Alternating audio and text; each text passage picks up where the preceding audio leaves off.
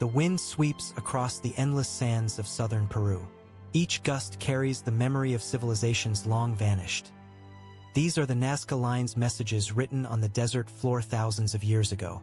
But beyond Nazca, the desert holds deeper secrets. Between the towering Andes and the endless Pacific, the desert of Peru lies still one of the driest places on Earth. Rain almost never falls, and footprints can remain for centuries.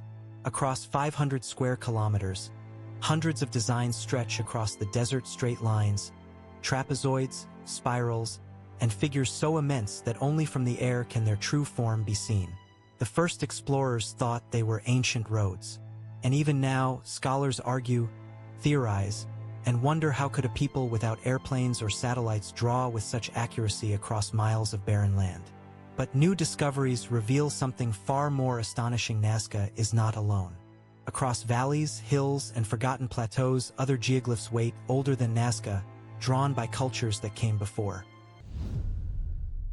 Centuries before the Nazca Lines were born, another civilization flourished along Peru's coast, the Paracas culture. They lived around 800 BCE, long before the name Nazca even existed. The Paracas were artists of the unseen, masters of weaving. When archaeologists uncovered their mummified remains, they were stunned. The bodies were wrapped in colorful textiles that it was as if the Paracas had drawn the first lines not on the earth, but on cloth patterns later expanded to monumental scale. Then came the discoveries near Palpa, a quiet valley just north of Nazca. High above its ridges, drones captured what no eye had seen for centuries: massive geoglyphs, etched into the hillsides. One depicts a feline crouching on a slope, its gaze fixed upon the horizon. Perhaps the Paracas were the true pioneers of the desert language. While Nazca's figures cover the flat plains, the Palpa lines are etched across rugged hills. Many of them align with celestial events, the rising and setting of the sun during solstices. Point 1. Known as the hummingbird of Palpa. The ancient Andeans, the hummingbird was no ordinary creature. It symbolized resurrection, a messenger between worlds, bridging life and death. Perhaps these lines were not made to be seen from above but to be walked upon. Ritual paths traced by priests and shamans. The people of Palpa and Nazca didn't separate the earth from the heavens. They believed the two were one, reflections of each other. In the mid-20th century, one woman devoted her entire life to unlocking the mystery of the desert lines. Her name was Maria Reich, a German mathematician and archaeologist who came to Peru and never left. She lived in the desert for decades alone, measuring every line, calculating every angle, mapping every figure by hand. She believed the lines were a giant astronomical calendar, tracking the movements of the stars, planets, and solstices. Each figure, each shape, corresponded to celestial events that guided the Nazca in agriculture and ritual. But as Reich worked, others proposed different ideas. Some saw ceremonial processions.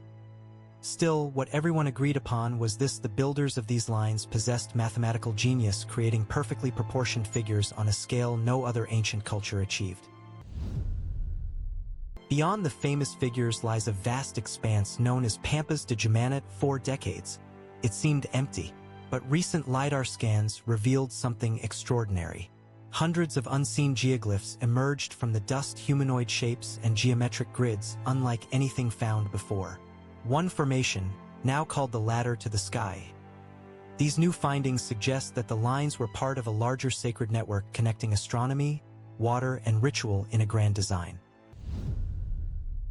Beneath the desert floor lies another secret of the Nazca: the puquios, ancient spiral-shaped aqueducts.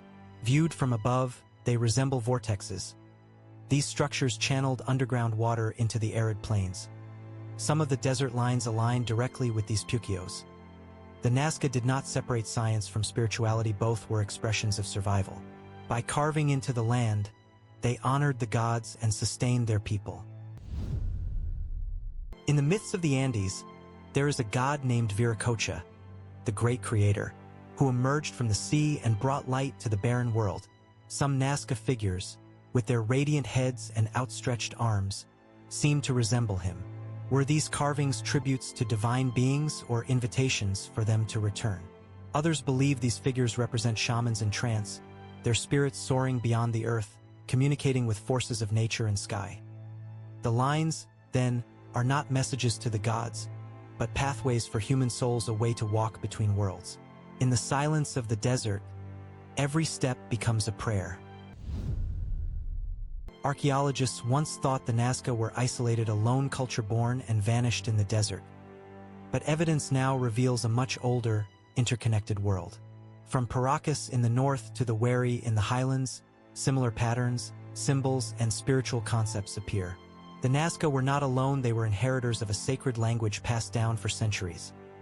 Each civilization added its own verse to the song of the desert, carving their beliefs into the earth.